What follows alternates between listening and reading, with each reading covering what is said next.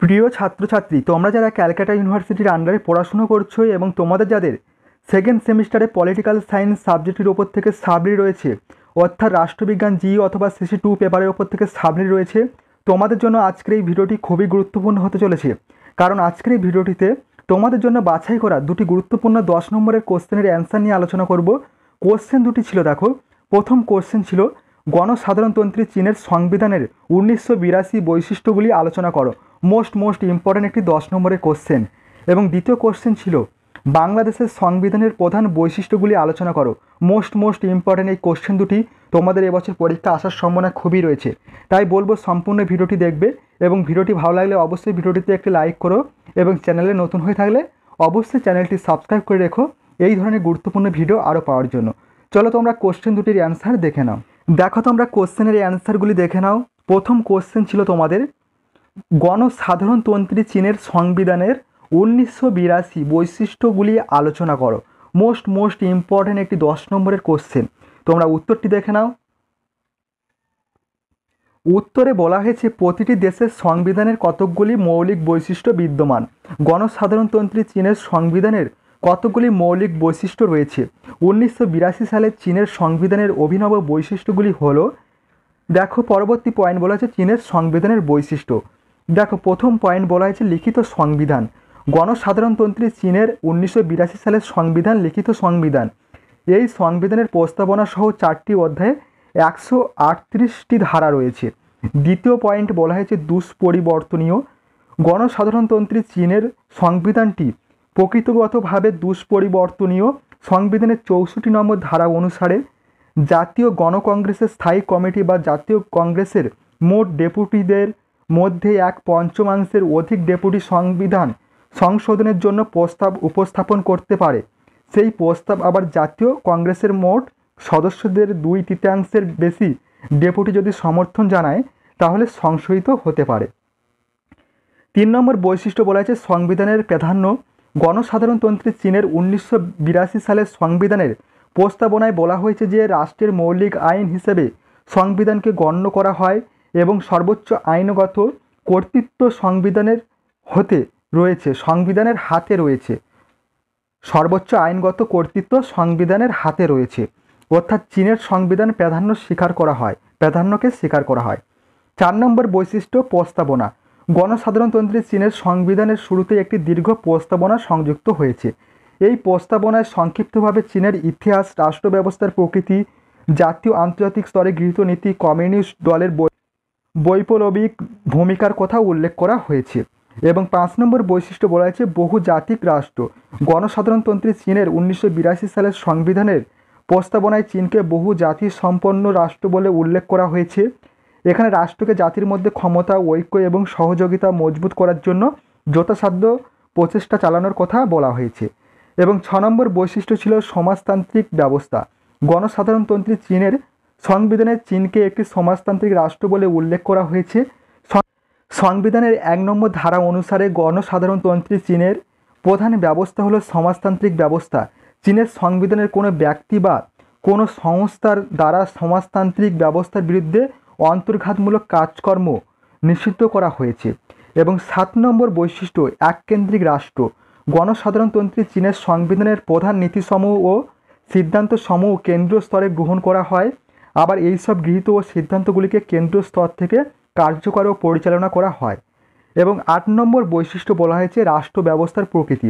সংবিধান অনুসারে গণসাধারণতন্ত্রী চীন হল শ্রমিক শ্রেণীর দ্বারা পরিচালিত ও শ্রমিক কৃষকের মৈত্রীর ওপর গড়ে ওঠা গণতান্ত্রিক একনায়কত্বের অধীনে প্রতিষ্ঠিত একটি সমাজতান্ত্রিক রাষ্ট্র।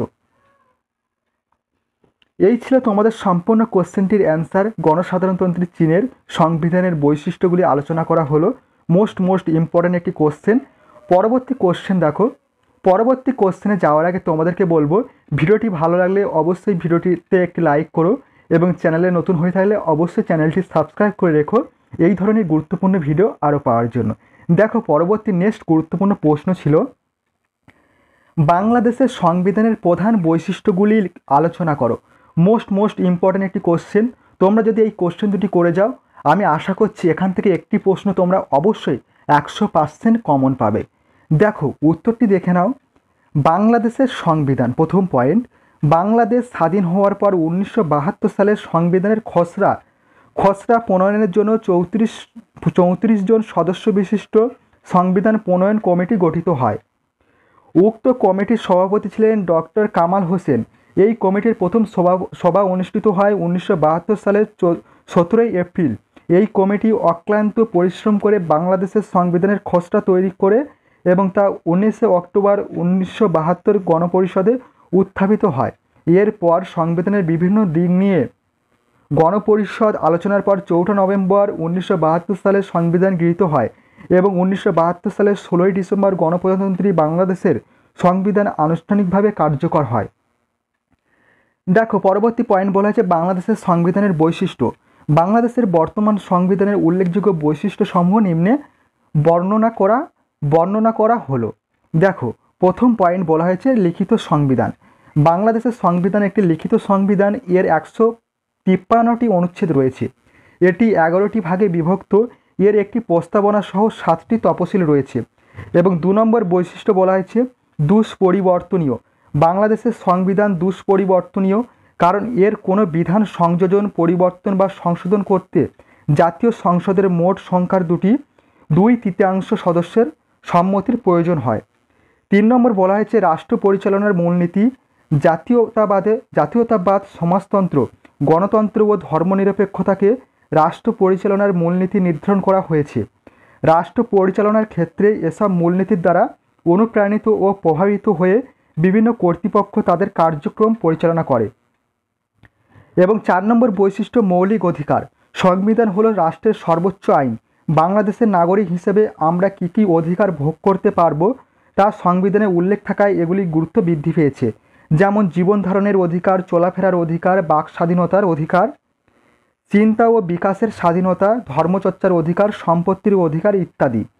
এবং 5 নম্বর বৈশিষ্ট্য বলা হয়েছে সর্বজনীন ভোটাধিকার। বাংলাদেশের সংবিধানে সর্বজনীন ভোটাধিকার প্রদান করা হয়েছে, অর্থাৎ জাতি, ধর্ম, বর্ণ, লিঙ্গ, পেশা ইত্যাদি নির্বিশেষে 18 বছর বয়সের সকল নাগরিক ভোটাধিকার লাভ করেছে। এবং 6 নম্বর বৈশিষ্ট্য প্রজাতান্ত্রিক। সংবিধান অনুযায়ী বাংলাদেশ একটি প্রজাতান্ত্রিক রাষ্ট্র। এখানে সকল ক্ষমতার মালিক জনগণ। জনগণের পক্ষে নির্বাচিত প্রতিনিধিগণ রাষ্ট্র পরিচালনা করবেন। 7 নম্বর বৈশিষ্ট্য সংসদীয় সরকার। বাংলাদেশের সংবিধানে সংসদীয় বা মন্ত্রিপরিষদ শাসিত সরকার ব্যবস্থা প্রবর্তন করা হয়। প্রধানমন্ত্রীর নেতৃত্বাধীন মন্ত্রিসভার হাতে শাসন কার্য পরিচালনার ভার অর্পণ করা হয়। এই সরকার ব্যবস্থায় মন্ত্রিপরিষদ তার কাজের জন্য আইনসভার নিকট দায়ী থাকে। 8 নম্বর বৈশিষ্ট্য রয়েছে এককেন্দ্রিক রাষ্ট্র। বাংলাদেশ একটি এককেন্দ্রিক রাষ্ট্র। এখানে যুক্তরাষ্ট্রীয় ব্যবস্থার মতো কোনো অঙ্গরাজ্য বা প্রাদেশিক সরকার নেই। জাতীয় পর্যায়ে একটিমাত্র কেন্দ্রীয় সরকার দ্বারা সমগ্র দেশ পরিচালিত হয়। 9 নম্বর বৈশিষ্ট্য আইনসভা। বাংলাদেশের আইনসভা এক কক্ষ বিশিষ্ট। এর নাম জাতীয় সংসদ। প্রজাতন্ত্রের আইন প্রণয়নের ক্ষমতা জাতীয় সংসদের ওপর ন্যস্ত থাকে। বর্তমানে জাতীয় সংসদ 350 জন সদস্য নিয়ে গঠিত। সংসদের মেয়াদ 5 বছর। 10 নম্বর বৈশিষ্ট্য সর্বোচ্চ আইন। বাংলাদেশের সংবিধান রাষ্ট্রের সর্বোচ্চ আইন, কারণ বাংলাদেশের সংবিধানের সাথে দেশের প্রচলিত কোনো আইনের সংঘাত সৃষ্টি হলে সেক্ষেত্রে সংবিধান প্রাধান্য পাবে। এবং 11 নম্বর বৈশিষ্ট্য বিচার বিভাগের স্বাধীনতা। বাংলাদেশের সংবিধান একটি স্বাধীন ও নিরপেক্ষ বিচার বিভাগের বিধান রয়েছে। এই ছিল তোমাদের সম্পূর্ণ কোশ্চেন দুটির অ্যান্সার। সম্পূর্ণ প্রশ্নের অ্যান্সারটি নিয়ে আলোচনা করা হলো। খুবই গুরুত্বপূর্ণ এই কোশ্চেন দুটি। তোমাদের কিন্তু পরীক্ষা আসার সম্ভাবনা খুবই রয়েছে, তাই বলবো অবশ্যই পরীক্ষা যাওয়ার আগে প্রশ্ন দুটি ভালোভাবে প্র্যাকটিস করে যেও, অবশ্যই তোমরা উপকৃত হবে। এবং ভিডিওটি ভালো লাগলে অবশ্যই ভিডিওটিতে একটি লাইক করো এবং চ্যানেলে নতুন হয়ে থাকলে অবশ্যই চ্যানেলটি সাবস্ক্রাইব করে রেখো এই ধরনের গুরুত্বপূর্ণ ভিডিও আরও পাওয়ার জন্য। ভিডিওটি আজ এই পর্যন্ত। তোমাদের সঙ্গে দেখা হবে পরবর্তী নেক্সট ভিডিওটিতে।